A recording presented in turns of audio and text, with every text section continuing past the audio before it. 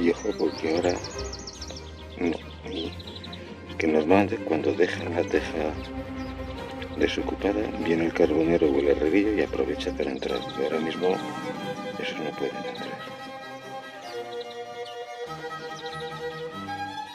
Joder, qué guerrilleros están.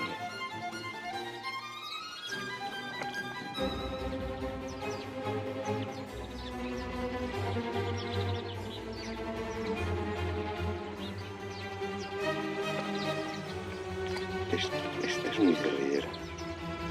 Es el jefe de la banda.